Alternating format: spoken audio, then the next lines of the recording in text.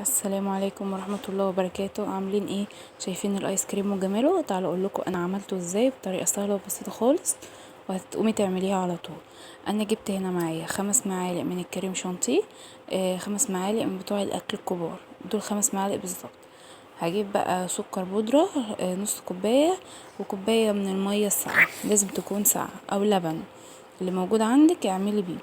هجيب بقى البولة بتاعتي او شفشق الخلاط، هبدأ انزل بالكريم شانتيه، وهنزل بالسكر البودرة، وهبدأ انزل بكوباية من المية الساقعة، او استبدليها باللبن المتوفر عندك اعمليه. بس انا بعملها بالمية الساقعة، بتبقى طعمها كويس جدا. هبدأ بقى ان انا اضرب فيهم كده بالمضرب لحد ما يبقى القوام بتاعه بالشكل دوت.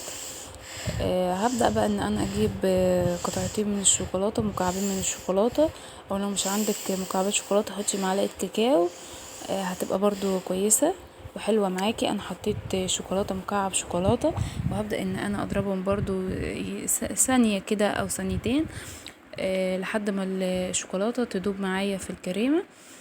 كده خلاص انا خلصتها.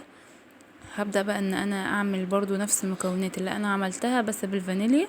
هبدأ احط كيس فانيليا او فانيليا سايلة، احط معلقة كده صغيرة، وهبدأ ان انا برضو اديلها خليط كده معاها، برضو هخلطها معاها واحطها في بولات بالشكل اللي انتوا شايفينه دوت، واحطها في التلاجة لتاني يوم، او في الفريزر لتاني يوم.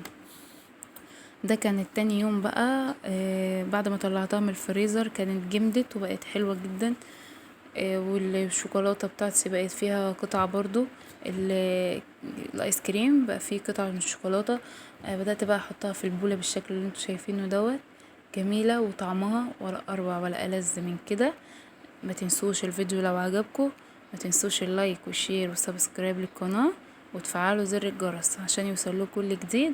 والسلام عليكم ورحمة الله وبركاته.